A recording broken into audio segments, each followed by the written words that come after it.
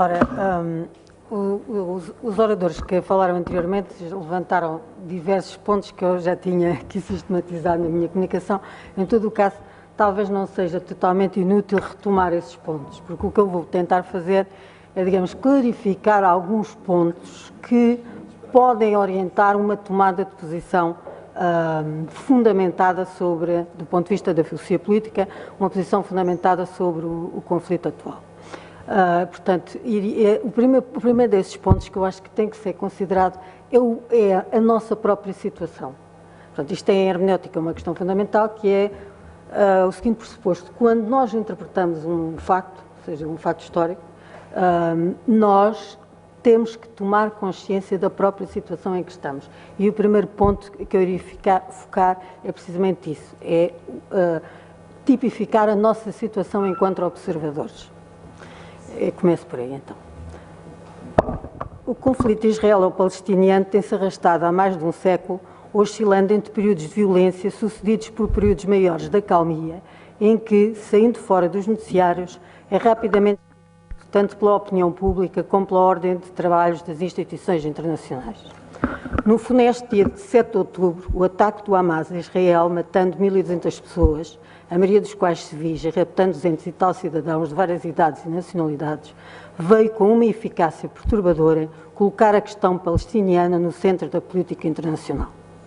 A sucessão de ações e reações que seguiram a essa violência inaugural desafiam todos os dias os nossos piores pesadelos e ultrapassam um limiar que não sabemos definir com rigor e que não é apenas o do número desproporcional dos 12 mil mortos na faixa de Gaza. Quer sobre os dirigentes israelitas entregues à ubris da vingança, quer sobre os palestinianos indefesos e martirizados por muitos anos de subjugação e privação dos direitos políticos, parece pairar a fatalidade de um destino trágico. A eficácia das Forças Armadas de Israel esbarra contra a realidade da nossa condição tecnológica, sendo incapaz de impor o blackout total da informação. O sistema de satélites, que é usado pelos combatentes como um dos instrumentos das guerras modernas, permite também que as imagens rompam o cerco à faixa de Gaza e cheguem até nós em direto as imagens cruas da destruição de 80% da cidade de Gaza, o bombardeamento do Hospital Al-Shifa, do Hospital Indonésio, do Hospital Pediátrico de Al-Rantizi. Vemos a destruição das escolas das Nações Unidas que serviam de abrigo às populações. Assistimos com estupefacção ao bombardeamento da mesquita Khaled Ben Al-Walid no sul de Gaza e de uma igreja cristã ortodoxa onde se abrigavam famílias palestinianas em fuga, assim como aos ataques ao campo de refugiados de Jabalia, onde ocorreram cerca de 200 mortos civis. Apanhados neste sem distância das tecnologias de informação que nos permite estar no meio da guerra, não estando, e vendo os cadáveres alinhados de algumas das 4.000 crianças mortas em Gaza, somos como que tomados pelos mesmos sentimentos de piedade e terror com que os antigos cidadãos de Atenas assistiam aos espetáculos do teatro trágico. E os cidadãos comuns da Palestina, diante das câmaras, interpelam-nos diretamente, desafiando a nossa indiferença, com a mesma coragem e a mesma espantosa dignidade com que Antígona desafiava os poderosos do mundo em nome do direito mais antigo de poder enterrar e chorar os seus mortos. Todos sentimos que nesta guerra transmitida em direto, e talvez por causa desse sem distância criado pela técnica, está em causa algo mais fundamental que as rivalidades políticas, que os conflitos ideológicos ou a cotação da bolsa do barril de petróleo, de que, no entanto, depende do nosso conforto. É talvez por isso que a comunicação social mainstream, que constantemente convoca os juízes especialistas e opinion makers para a formação da opinião pública, já não consegue impor o constrangimento que pretende levar-nos a pensar, entre aspas, como deve ser, nem consegue destituir toda a veleidade de formação pessoal de juízo. Contra todas as expectativas, perante a inépcia e hesitações dos seus governantes, os cidadãos do mundo inteiro, incluindo os de Israel e dos Estados Unidos, estão a fazer ouvir aquilo que a filosofia designa como razão pública e libertam o espaço público para a manifestação do que entendem ser o bem comum. Este movimento de massas, que se materializa em manifestações pacíficas e se desdobra em vigilâncias, cartas, petições e abaixo-assinados, tentando pressionar os seus próprios governos, tem, apesar da sua aparente incapacidade de infletir o sentido das decisões políticas e alterar o curso dos acontecimentos um significado distintivo. Os cidadãos sobrepõem-se às diferenças histórico-linguísticas e civilizacionais e reivindicam a pertença a uma humanidade comum, sendo nessa reivindicação mais fiéis à filosofia dos direitos humanos do que o Conselho de Segurança das Nações Unidas, que supostamente os deveria garantir. Porque penso que a filosofia pode contribuir de algum modo para o esclarecimento e a formação desta razão pública, proponho discutir convosco, em diálogo com alguns pensadores contemporâneos, três questões seguintes. Primeiro, qual a origem do conflito israelo-palestiniano? Esse já foi aqui abordado pelo embaixador, mas eu vou retomar para clarificar alguns pontos. Por que razão a guerra na faixa de Gaza não é uma guerra justa? Também em parte foi abordado pelo professor anteriormente, mas eu vou retomar. Porque são as instituições internacionais incapazes de resolver este conflito. Ora, o conflito israelo-palestiniano interessou vários pensadores contemporâneos. O caso mais conhecido é talvez o da Hannah Arendt, destacada filósofa judia alemã, emigrada para os Estados Unidos durante a Segunda Guerra Mundial, mas é também o caso de Bertrand Russell, Michael Walzer e, recentemente, os casos de Judith Butler e ainda o do prestigiado pensador e ativista político Chomsky e de Ilan Pappé, historiador israelita. Por que razão este conflito tem interessado os filósofos e, mais geralmente, os pensadores no âmbito das ciências humanas? Em alguns casos, porque eles próprios têm a condição dos deuses e por isso se sentem particularmente concernidos por este tema, noutros porque, como cidadãos do mundo, divisam em um conflito que não tem apenas uma dimensão regional, mas de algum modo põe em questão os paradigmas que presidem ao pensamento político moderno e certamente uns e outros pela preocupação comum com a justiça. Os pensadores que irei convocar não são todos da mesma escola filosófica, nem partilham exatamente as mesmas propostas políticas, mas aqui não se trata de impor uma leitura única deste conflito, que possa arrogar-se da verdade, mas de suscitar interrogações e facilitar eventualmente o diálogo entre diferentes interpretações. Como Hannah Arendt afirmou, uma vez estabelecido o acordo sobre os factos, é sempre possível o diálogo entre diversas interpretações e esse diálogo é mesmo a essência da vida política. E então, entrando no primeiro ponto, por que razão é importante contextualizar os trágicos acontecimentos de 7 de outubro? Todos percebemos que a exigência de demissão do secretário-geral das Nações Unidas por parte dos representantes de Israel visava impedir a reconstituição do contexto em que os ataques do Hamas de 7 de setembro se inserem. Ora, impedir a reconstituição do contexto onde uma ação humana se insere, seja ela o ataque de 7 de outubro ou o Holocausto, implica renunciar a compreender, ficando-se, por conseguinte, entregue ao peso e à densidade das emoções que, por si só, não nos abrem o futuro. Ao contrário do que supõem tais embaixadores israelitas, a política nunca pode ser feita apenas ou não deve ser feita apenas das paixões, que, sem dúvida, têm um papel importante na história. Para a tradição humanista, em que também se inseria Hannah Arendt, o característico da experiência humana não é apenas o facto dela nos poder lançar no turbilhão das emoções, mas também o facto de poder ser armazenada e transmitida linguisticamente e, como tal, constitui-se como uma narrativa que pode ser compreendida e interpretada.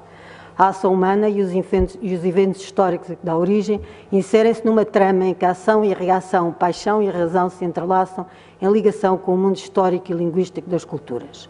Se seguirmos a cronologia do conflito israelo-palestiniano, está ali colocado, que se apresenta ali no PowerPoint, com a preocupação dela fazer uma leitura política, devemos procurar sentir este peso da experiência histórica dos dois povos, cujos destinos se entrelaçam de maneira trágica com a nossa própria história enquanto europeus.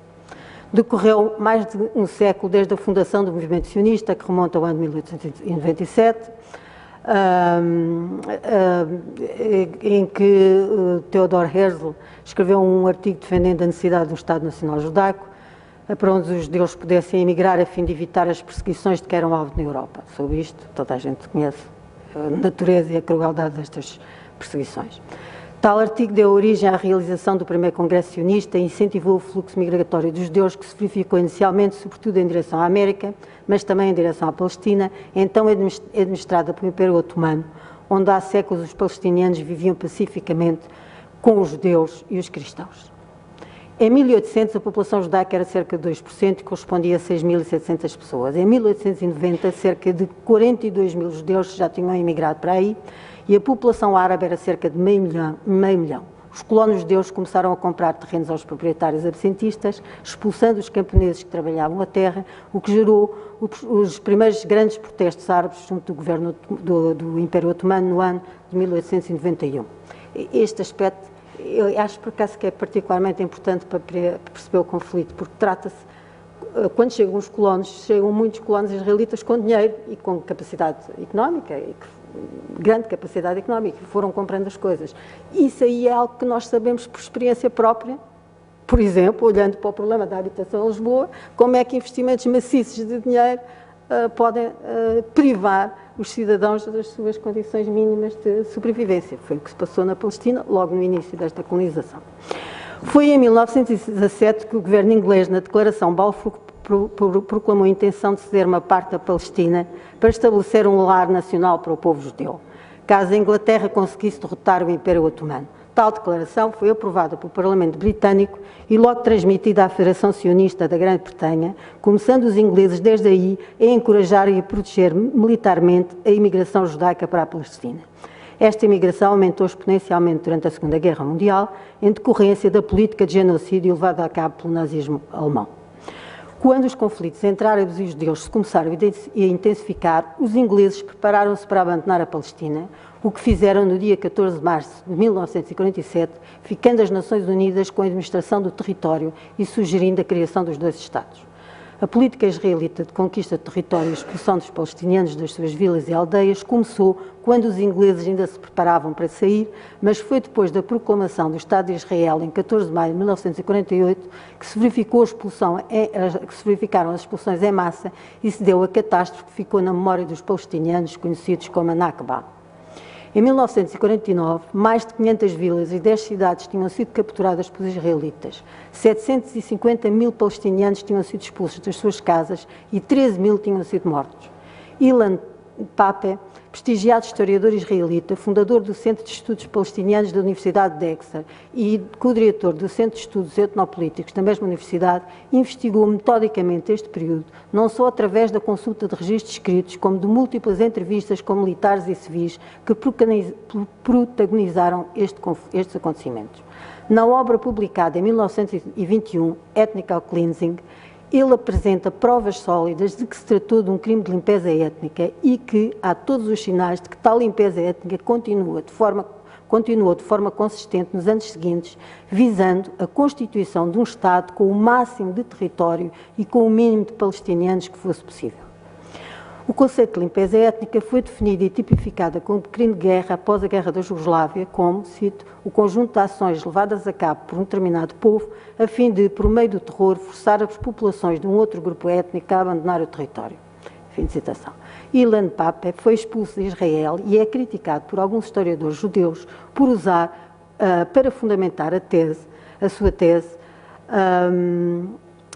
as narrativas daqueles que, como vítimas ou como perpetradores, viveram a Nakba. Porém, como defendia Hannah Arendt e em entendimento geral dos que defendem uma concepção hermenêutica das ciências humanas, a condição para se aceder ao sentido da ação humana é estar disponível para compreender o ponto de vista do outro e ousar pensar no âmbito da pluralidade das narrativas, da relatividade e da incerteza, que são os limites inultrapassáveis do mundo da vida. A carta enviada ao New York Times de 2 de dezembro de 1948 tinha a carta para projetar, mas por dificuldades técnicas não conseguimos. Esta carta enviada ao New York Times é de 2 de dezembro de 1948 e subscrita por Hannah Arendt e Albert Einstein e um conjunto de outros intelectuais judeus que agora poderiam ver projetados, mas não podem, foi motivada por um dos muitos episódios de expulsão violenta dos palestinianos das suas casas, protagonizada pelo então designado Partido da Liberdade, liderado por Menachem Begin, partido que daria mais tarde origem ao Likud, que está agora no poder. Lendo hoje essa carta, podemos concluir que a Nakba continha in nuce a catástrofe humanitária a que agora assistimos e a mesma limpeza étnica se repete exatamente com contornos ainda mais terríveis em Gaza. Do mesmo modo, a indignação dos subscritores da Carta pelo facto dos Estados Unidos, enquanto paladinos da liberdade e da democracia, apoiarem um líder político fascista, ecoa na indignação dos milhares de pessoas que no mundo inteiro se expressam contra a tibieza ou contra a colaboração dos seus governos em relação ao governo israelita atual. É sabido que o governo do Likud de Netanyahu resulta de uma aliança com 3 partidos de extrema-direita e 2 partidos ortodoxos extremistas. Outras fações do movimento sionista denunciaram nos últimos meses as tentativas deste governo de subverter a Constituição e demolir o Estado de Direito através de gigantescas manifestações. Note-se, no entanto, que Hannah Arendt não atribuiu o conflito israelo-palestiniano apenas aos setores de extrema-direita do movimento sionista, mas à própria ideologia sionista, vendo nela uma expressão do mesmo tipo de nacionalismo que conduzira a Europa à Primeira Guerra Mundial. A reclamação por parte deste movimento de um Estado israelita coincidente com a nação judaica, isto é, com uma identidade étnica, linguística e religiosa, parecia-lhe uma ideia perigosa e destinada a exacerbar os conflitos étnicos com os palestinianos. Hannah Arendt, aliás, a própria Hannah Arendt, ela organizou a ida de muitos cidadãos judeus para a Palestina. Portanto, ela estava bem dentro do problema. Hannah Arendt previu com rigor a eclosão de um clima de guerra interminável com as populações nativas, assim como o isolamento de Israel no Médio Oriente e o crescimento do antissemitismo no resto do mundo, profecias que hoje se confirmaram cabalmente. Por seu lado, Ilan Pappé defendeu que a ocupação da Palestina foi planeada, decidida e modelada por aquilo que ele chama o colonialismo dos colonatos, que também ocorreu nos Estados Unidos, no Canadá e na Austrália, e replicou a limpeza étnica praticada pelos colonos europeus sobre os chamados povos das primeiras nações. Portanto, eles não têm exatamente a mesma posição, porque não é a mesma coisa dizer que a causa fundamental é o colonialismo ou dizer que a causa fundamental é o nacionalismo, mas na realidade as duas perspectivas podem-se perfeitamente conciliar. Não é? Tratam-se de causas diferentes, mas não exclusivas, e se elas não forem atacadas na sua raiz, podemos esperar a repetição interminável de um ciclo de violência e de impotência nos anos que hão de vir. Ponto 2. A questão da justiça na guerra. Sabemos desde Aristóteles que a partilha de um consenso sobre o que é o justo e o injusto é o que cimenta a unidade dos povos e o que faz com que nós, diferentemente dos animais gregários, sejamos uma comunidade política. Por isso, o mesmo conceito de justiça foi estendido às relações entre os diversos povos e decidiu-se que até mesmo as guerras tinham que salvaguardar o mínimo de humanidade do homem. O conceito de guerra justa, elaborado num conceito colonial pela escolástica peninsular, foi um conceito que foi sistematicamente pela primeira vez elaborado precisamente pela escolástica peninsular, aqui pela Península Ibérica, por Soares. Este conceito visa precisamente limitar o direito a recorrer à guerra contra os povos indígenas por parte dos colonizadores portugueses e espanhóis. Este conceito foi reformulado e atualizado pelo filósofo americano Michael Walzer na obra Just and Unjust Wars, publicada em 1977, a partir da investigação de conflitos atuais, como a Guerra do Vietnã ou a Guerra do Afeganistão, e também pela filosofia política liberal de John Rawls, na obra Law of Peoples, publicada em 1993. De acordo com Michael Walzer, podemos distinguir 3 tipos logicamente independentes de justiça nas guerras, que ele designou, respectivamente, como jus ad bellum, jus in bello e jus post bellum. Ora, o direito à guerra, ou jus ad bellum, é limitado pelos 2 autores a motivos específicos. Walzer considera como indiscutível a justiça das guerras por direito à autodeterminação, que poderá ser invocado, neste caso, para as facções armadas palestinianas, uma vez que o seu povo se encontra numa situação de privação do direito a pertencer a um Estado. Por seu lado, Rawls reconhecia apenas como circunstância legítima para fazer a guerra a autodefesa perante uma agressão externa, que é o direito reclamado por Israel na sequência do ataque de 7 de outubro.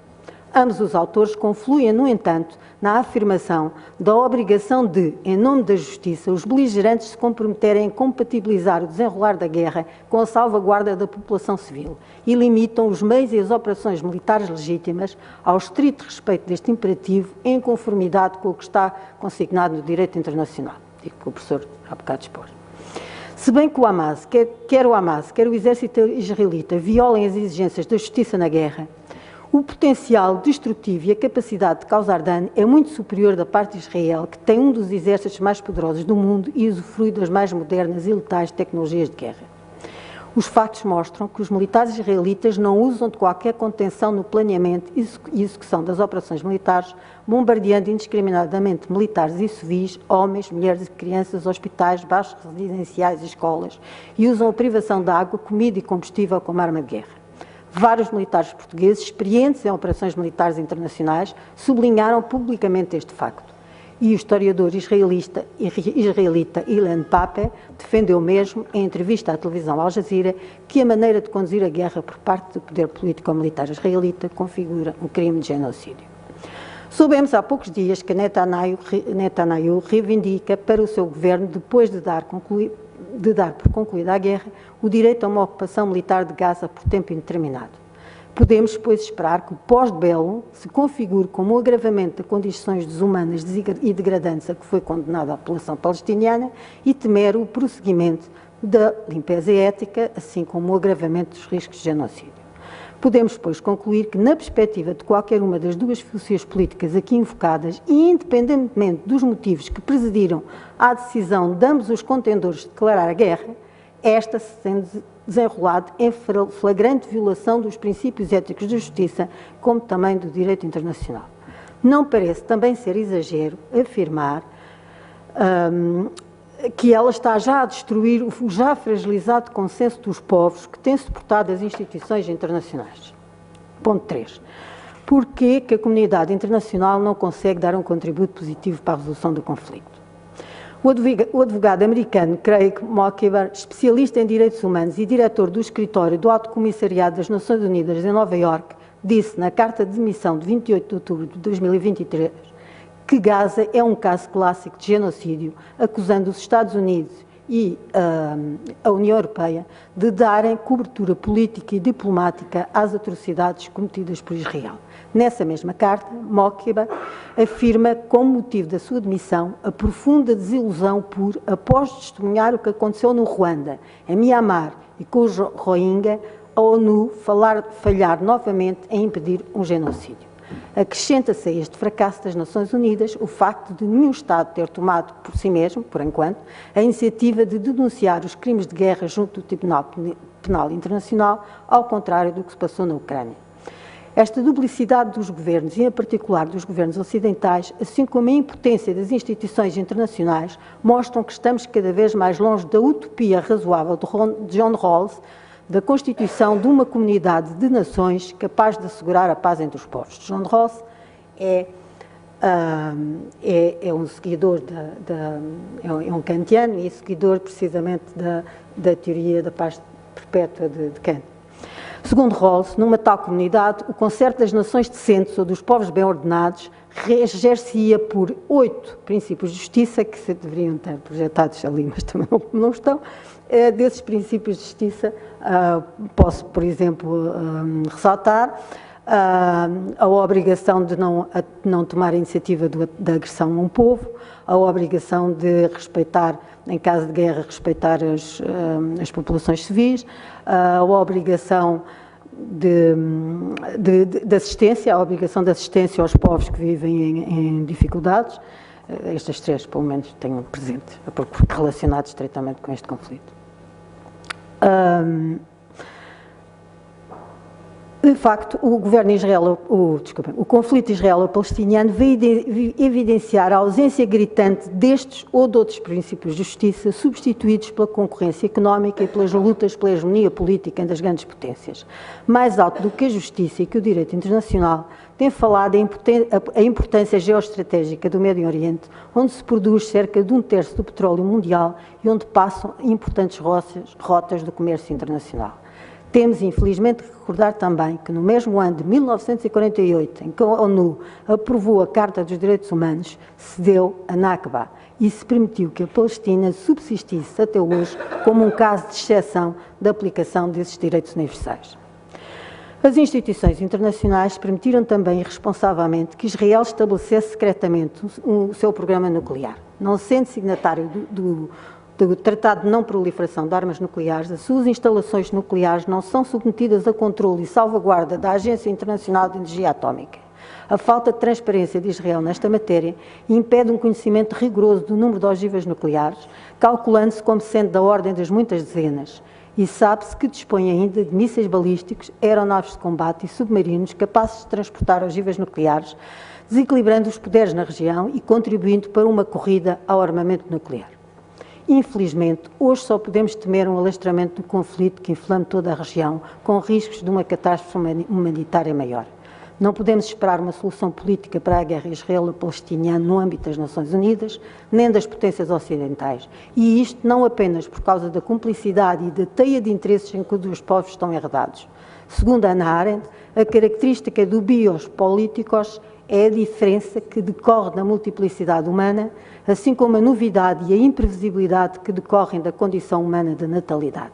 O apagamento do outro é igualmente o apagamento do diálogo e, por isso mesmo, a impossibilidade de encontrar qualquer solução propriamente política para os conflitos dos povos. Nós, cidadãos que temos os olhos postos em Gaza e as mãos livres para segurar o terno fio da paz, podemos, porém, secundar o Secretário-Geral das Nações Unidas na exigência do cessar-fogo imediato e apoiar a proposta de Craig Mockeber de que se coloque os palestinianos sob a proteção internacional das forças das Nações Unidas e se reponha à justiça, condenando todos os responsáveis por todos os crimes de guerra a reparar os danos já cometidos às vítimas. Só depois disso poderão estar criadas as condições para o diálogo e a negociação que constitui o único caminho para uma solução política equitativa. É um longo caminho, mas que é possível, é o que mostra a história da Europa após a Segunda Guerra Mundial.